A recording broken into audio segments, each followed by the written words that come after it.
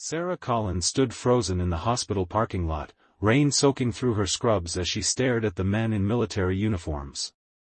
Her last shift as a nurse had ended just 20 minutes ago.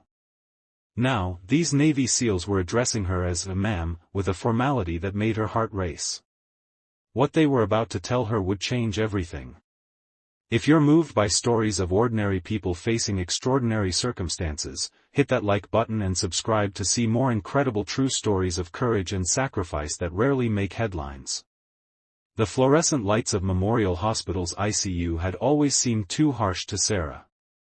After 12 years, she'd grown accustomed to them, but never comfortable. Tonight, they felt particularly unforgiving as she completed her final round of patient checks. "You sure about this, Collins?" Dr. Ramirez leaned against the nurse's station, concern etched across his face. "The ER won't be the same without you."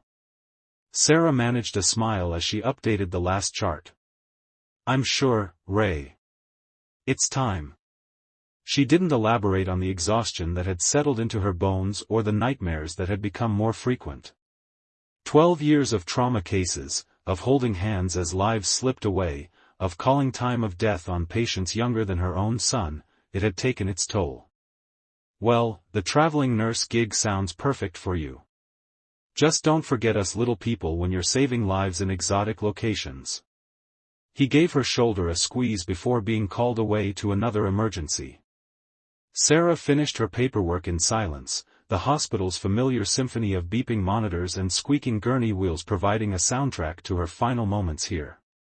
She'd miss this place, the good days when patients walked out healthier than they came in, the camaraderie with staff who understood the unique stress of emergency medicine.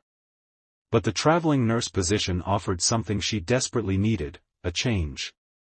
At 42, Sarah wasn't running away.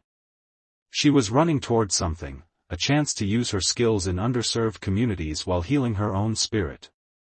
At least, that's what she told herself as she cleaned out her locker. Speech. Speech. The night shift crew had gathered in the break room, a small cake with Bon Voyage written in blue icing centered on the table. "You guys didn't have to do this," Sarah protested, but the warmth in her chest betrayed her gratitude. Nurse Patel, who'd started as Sarah's mentee and had become one of her closest friends, pushed her toward the center of the room. "After 12 years of putting up with the worst traumas this city has to offer, we absolutely had to do this." Sarah looked around at the faces of her colleagues, some fresh-faced newcomers, others veterans who had been here even longer than she had. They'd become a family of sorts, bound by the shared experience of witnessing humanity at its most vulnerable. "I'm terrible at goodbyes," she began, her voice catching. "So I'll just say thank you. For teaching me, for learning with me, for holding me up on the days when I couldn't stand on my own." She thought of Jason Michaels, the 8-year-old boy they'd lost after a car accident 3 years ago. How the entire staff had gathered in this very room afterward, grieving together. "We've seen the worst and the best of humanity in these halls, and I wouldn't trade a single day of it." The cake was cut, hugs were exchanged, and promises to keep in touch were made. Sarah knew from experience that some would be kept, others forgotten in the daily grind of hospital life. That was okay. They had shared something profound, and distance couldn't erase that. As she walked through the automatic doors for the last time as an employee, Sarah felt lighter. The rain had started, a gentle spring shower that seemed fitting for new beginnings. She stood for a moment, face tilted up to the sky, letting the droplets wash away 12 years of accumulated stress. That's when she noticed them, 3 men in naval uniforms standing near her car. They weren't patients, their posture was too rigid, too purposeful. For a moment, Sarah's mind went to her son, Michael. But no, Michael was in the Army, not the Navy, and stationed safely in Germany. This couldn't be about him. As she approached, the tallest of the men stepped forward. "Sarah Collins?" "Yes." The rain was falling harder now, plastering her scrubs to her skin. "Ma'am, I'm Lieutenant Commander James Reeves with the United States Navy SEALs. We need to speak with you regarding a matter of national security." Sarah's first instinct was to laugh.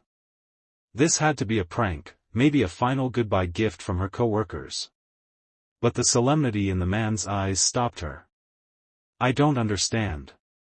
I'm just a nurse. I just finished my last shift. That's precisely why we're here, ma'am. Your skills are needed. May we speak somewhere private? The rain continued to fall as Sarah's world tilted on its axis. Little did she know that her plans for a quiet traveling nurse position were about to be replaced by something far more dangerous, and important, than she could have imagined. 24 hours later, Sarah found herself on a military transport plane, the hum of engines drowning out her thoughts as she tried to process the whirlwind of events. Beside her sat Lieutenant Commander Reeves, his face illuminated by the dim cabin lights as he reviewed documents. I still don't understand why me, Sarah said, breaking the silence that had stretched between them since takeoff. There must be military nurses more qualified for whatever this is. Reeves closed his folder and turned to her. Up close, Sarah could see the fine lines around his eyes, evidence of years squinting against desert sun or ocean glare, she wasn't sure which. What do you know about Operation Nightingale, Ms. Collins? Nothing. Should I? No, and that's intentional. It's a classified joint medical-military initiative. He paused, seeming to weigh his words carefully. For the past 3 years, we've been embedding medical personnel with special operations teams in certain high-risk regions. Not combat medics, full medical professionals who can provide advanced care in situations where evacuation isn't possible. Sarah frowned. But why civilians? The military has doctors and nurses. Military medical personnel are trained primarily for combat trauma. What we're encountering requires different expertise. Reeves handed her a photograph. This was taken 2 weeks ago in a village in Redacted. These children were exposed to an unknown chemical agent during a raid on their village. Sarah studied the image, her nurse's eyes automatically cataloging symptoms: blistered skin, respiratory distress, ocular inflammation. This looks like mustard gas exposure, but there's something else happening here. The neurological symptoms don't match. Exactly. We believe it's a new compound being tested by terrorist cells. Our team medic did what he could, but 3 children died. The others. He trailed off. What happened to the others? Sarah pressed. They're stable but deteriorating. We have them in a makeshift medical facility, but we're out of our depth. That's where you come in. Me? I'm an ER nurse, not a chemical weapons specialist. Your resume says otherwise, Ms. Collins. Before Memorial, you worked with Doctors Without Borders in conflict zones. You have experience treating chemical weapons victims in Syria. You've published papers on emergency response protocols for mass casualty chemical events. And according to your colleagues, you have an almost supernatural ability to diagnose unusual presentations. Sarah felt a chill that had nothing to do with the plane's air conditioning. You've been investigating me. Thoroughly, Reeves admitted without apology. We need someone with your specific skill set who can also function in high-stress, potentially dangerous environments. Your military family background suggests you understand operational security. Your psychological evaluations indicate exceptional resilience under pressure. Psychological evaluations? When did I? The traveling nurse agency you applied to is one of our covers. We've been monitoring potential candidates for months. The realization hit Sarah like a physical blow. Her fresh start, her escape plan, it had been manipulated from the beginning. She should feel violated, angry. Instead, she felt a strange sense of purpose stirring. Those children in the photo, she said quietly. How many are still alive? 11. Ages 4 to 13. Sarah closed her eyes briefly, seeing in her mind the faces of countless children she'd treated over the years. And if I say no? Reeves met her gaze directly. Then we drop you at the nearest civilian airport with our thanks and a non-disclosure agreement. This is entirely voluntary, Ms. Collins. But those kids don't have much time.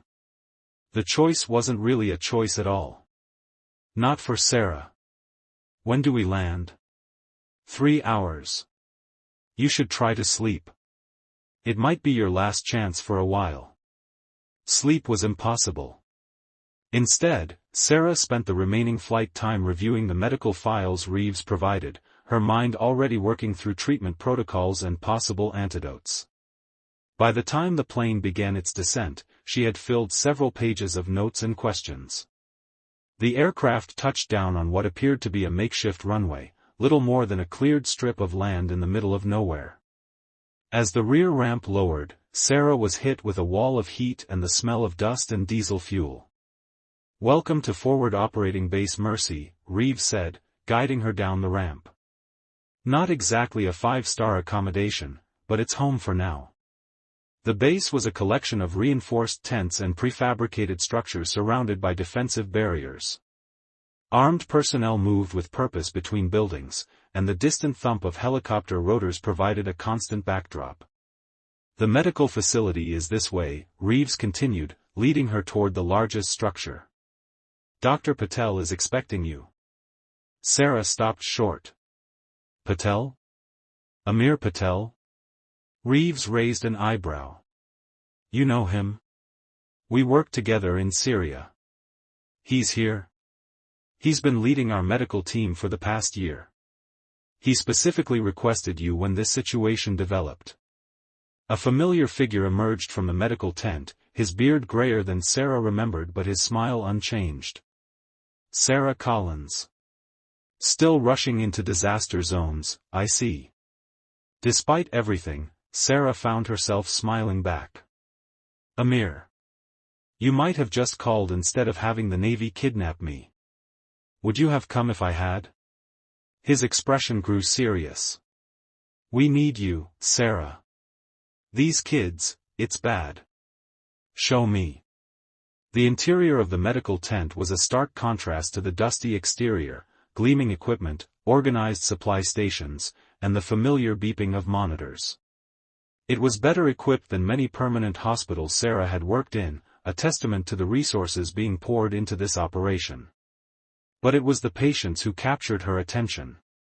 11 small bodies in beds too large for them, each connected to monitors and 4 lines. Some were conscious, whimpering softly, others lay still, their breathing labored. Sarah moved to the nearest bed, where a girl no older than 6 stared up with frightened eyes.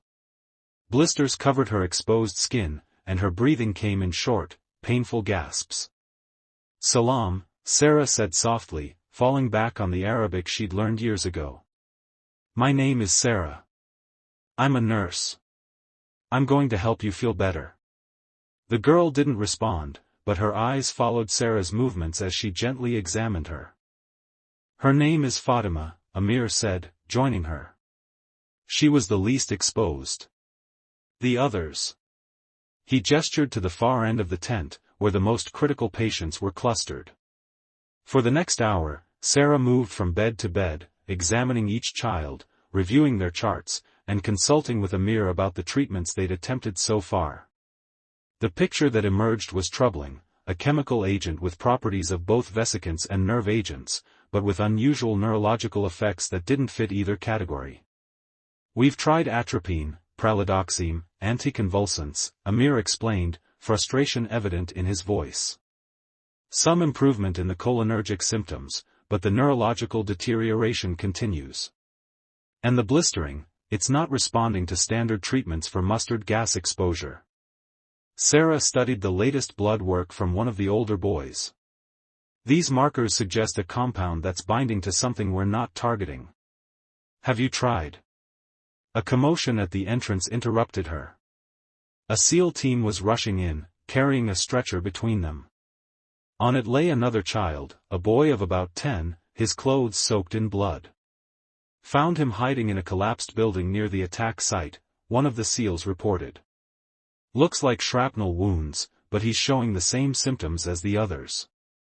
Sarah and Amir moved immediately to help transfer the boy to an examination table. As they cut away his clothing, Sarah noticed something unusual, a residue on his skin that didn't look like blood or dirt. "Gloves off," she ordered sharply, stripping her own contaminated gloves and reaching for fresh ones. Everyone stepped back. "This isn't just blood, there's chemical residue. We need decontamination protocols now." The team moved with practiced efficiency, implementing the hazmat procedures that were second nature in this environment. As they worked to stabilize the boy and decontaminate the area, Sarah's mind was racing. The residue might be the key to understanding what they were dealing with. Hours later, after the new patient had been stabilized and samples of the residue sent for analysis, Sarah found herself in the base's makeshift lab, peering through a microscope at blood samples from the affected children. "You should rest," Reeves said from the doorway. "You've been at it for 16 hours straight." Sarah didn't look up. "I'll rest when these kids are out of danger. You can't help them if you collapse from exhaustion. I've gone longer without sleep." She straightened, rubbing her eyes. "The preliminary analysis of that residue is interesting. It's not just one compound, it's a cocktail. Whoever designed this wanted maximum suffering with minimal chance of effective treatment." Reeves's expression darkened. "Any idea whoever might be?" "That's your department, Commander. Mine is figuring out how to counteract it." She turned back to her notes. "I need access to a more advanced lab. These children need specialized treatment we can't provide here. Moving them isn't an option. Their condition is too unstable, and the security situation. Then bring the lab to us. And I need to consult with toxicologists who have experience with novel chemical agents." Reeves considered this. "I can arrange secure video consultations. As for equipment, I'll see what I can do. But Sarah," he added, using her first name for the first time, "you need to understand the constraints we're operating under. This region is volatile. Our presence here is already stretching diplomatic boundaries. I'm not asking for diplomatic solutions, Commander. I'm asking for what these children need to survive." Their eyes locked in a silent battle of wills. Finally, Reeves nodded. "I'll make the calls. But please, get some rest. Even a few hours will help." After he left, Sarah returned to the microscope, but the images blurred before her tired eyes. Reluctantly, she acknowledged he was right. She needed sleep to function effectively. In the small quarters assigned to her, Sarah lay on the narrow cot, too exhausted to remove more than her shoes. As sleep claimed her, her last thoughts were of the children in her care and the mystery she needed to solve to save them. She dreamed of her son, Michael, as a child, his face superimposed on the injured children she'd treated today. In the dream, she couldn't reach him, couldn't help him, no matter how fast she ran. Sarah woke with a gasp, heart pounding, to find Amir shaking her shoulder. "Sarah, wake up. Fatima's seizing." Sleep forgotten, she raced to the medical tent. The little girl was convulsing violently, her small body arching off the bed despite the efforts of 2 nurses to hold her steady. "How long?" Sarah demanded, reaching for medication. 3 minutes. Started without warning. Her vitals were stable, then suddenly. "Lorazepam? Already administered. No effect." Sarah made a split-second decision. "Phenobarbital, loading dose. And prepare for intubation if her respiratory drive decreases." As they worked to stabilize Fatima, Sarah noticed something alarming. 2 other children were beginning to show the same pre-seizure symptoms. "It's accelerating," she muttered. "Whatever this is, it's attacking their central nervous systems in waves." The next 12 hours became a desperate battle to keep all 11 children alive as, one by one, they began experiencing the same severe neurological symptoms. Sarah and Amir worked without break, adjusting treatments, trying different combinations of medications, fighting for every small victory. By the time the seizures were finally under control, "We need something that can bind to these compounds before they reach the brain," Sarah continued, her mind racing through possibilities. A custom chelating agent, maybe, combined with a neuroprotective cocktail. Amir looked skeptical. Creating a custom treatment would take weeks in a proper research facility. "We don't have weeks."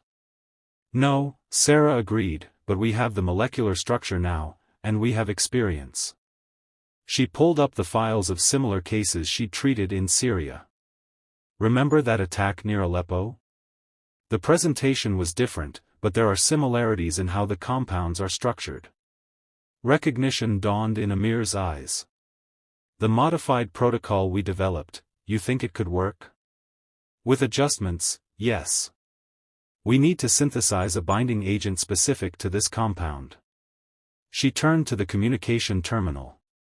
"And I know who can help us." Within hours, Sarah was on a secure video call with Dr. Eleanor Chen, a former colleague from Doctors Without Borders who now worked at a leading toxicology research center. After explaining the situation, with all classified details omitted, Sarah sent the molecular analysis. "This is disturbing," Dr. Chen said, studying the data. "You're right about the blood-brain barrier penetration. Whoever created this knew exactly what they were doing. Can you help us develop a counteragent?" Sarah asked. "I can do better than that," Dr. Chen replied. "We've been researching similar compounds. I can send you the formula for an experimental binding agent that might work.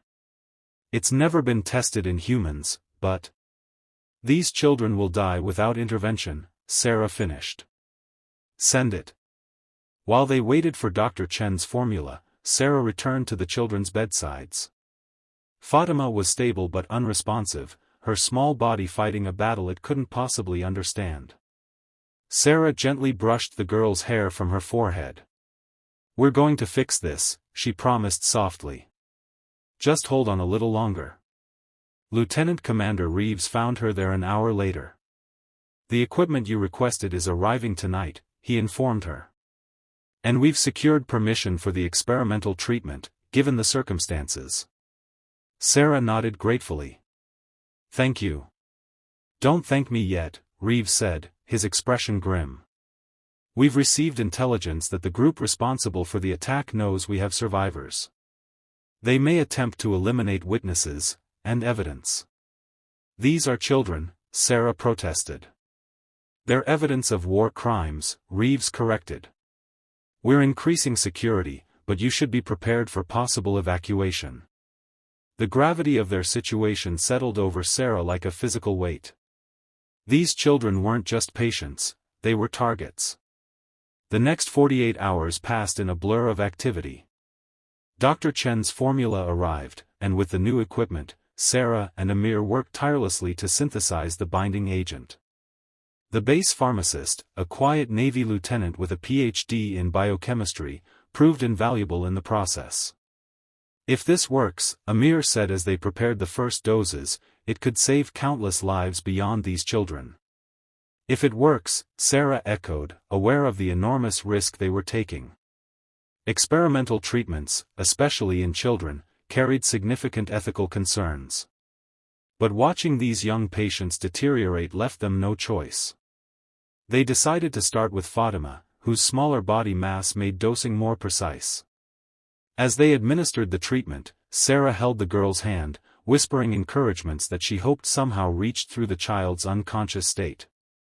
The hours that followed were tense, with Sarah refusing to leave Fatima's side, monitoring every slight change in vital signs.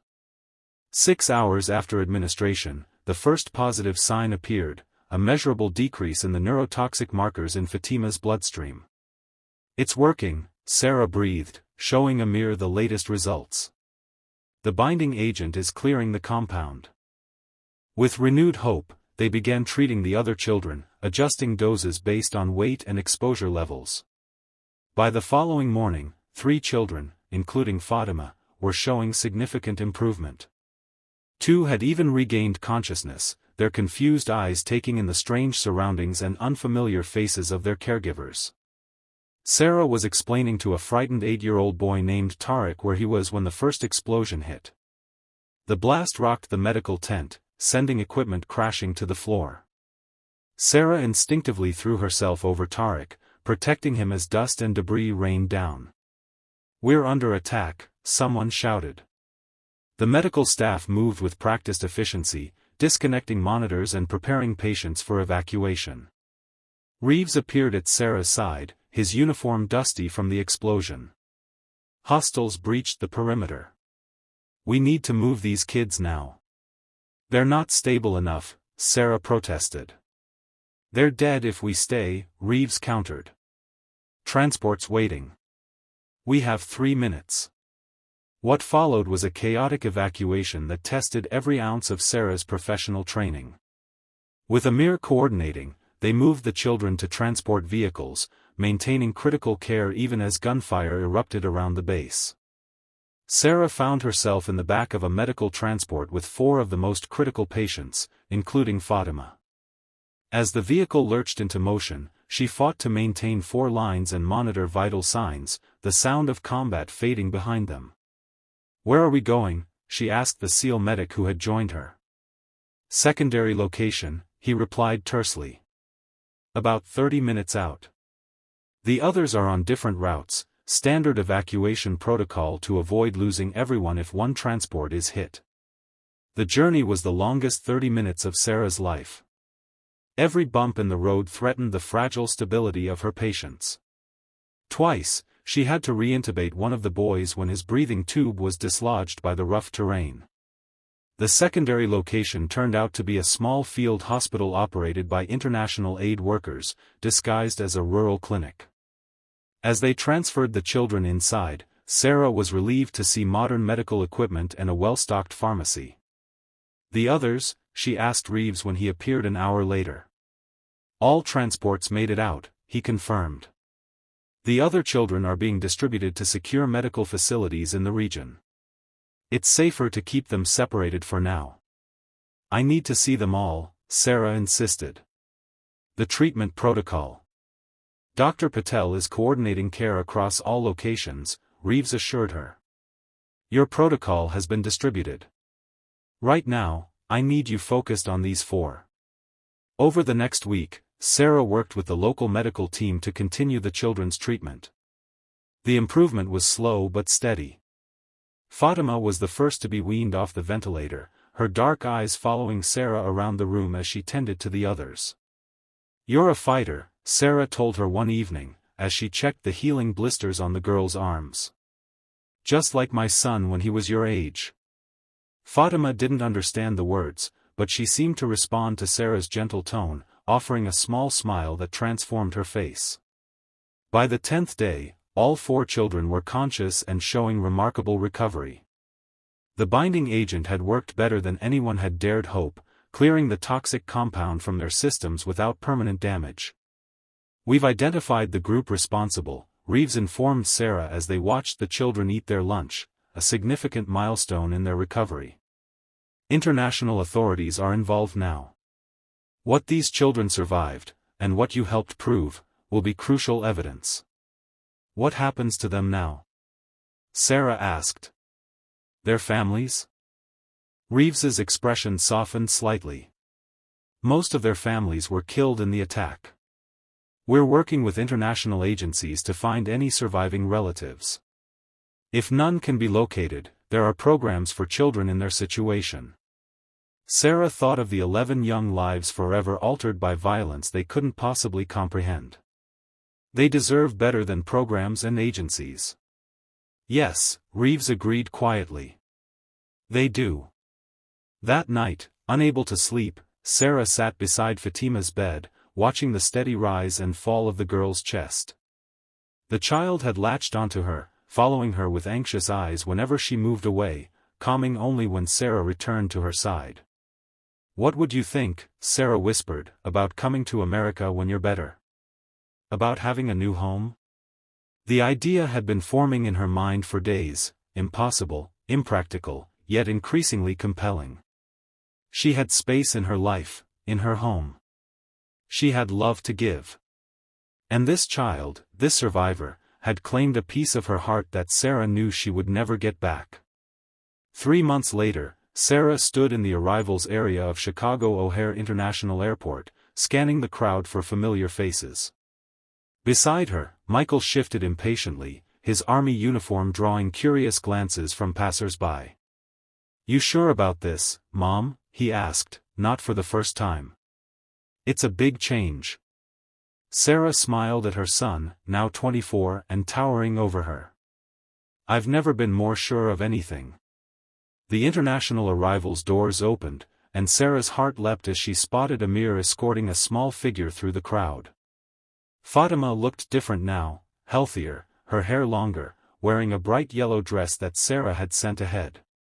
But her eyes were the same, and they lit up with recognition as she spotted Sarah. Breaking away from Amir, Fatima ran toward Sarah, who knelt to catch her in a tight embrace. "Welcome home," Sarah whispered, tears streaming down her face. The journey to this moment had been complicated, months of paperwork, diplomatic negotiations, and legal hurdles. But Lieutenant Commander Reeves had proven to be an unexpected ally, using his connections to expedite the process. The other children had found placements too, some with distant relatives, others with carefully vetted adoptive families. Sarah kept in touch with all of them through a secure network established by Operation Nightingale, which had expanded its mission to include long-term care for child victims of chemical warfare. As for Sarah's career, the traveling nurse position had transformed into something she could never have imagined. She now divided her time between her home in Chicago and consulting work with international agencies, helping to develop protocols for treating victims of chemical attacks. Her experience had made her an invaluable resource in a world where such weapons were an increasing threat. "Ma'am," a familiar voice said behind her. Sarah turned to find Reeves standing a respectful distance away, in civilian clothes but still carrying himself with military bearing. "Commander," she acknowledged, rising to her feet while keeping hold of Fatima's hand. "I didn't expect to see you here." "I wanted to see this through," he said simply. "To make sure she got home safely." Home. The word held new meaning now. Sarah looked down at Fatima, who was regarding Reeves with solemn recognition. "Would you like to come to dinner?" Sarah offered impulsively. "To celebrate?" Something like surprise flickered across Reeves's usually impassive face.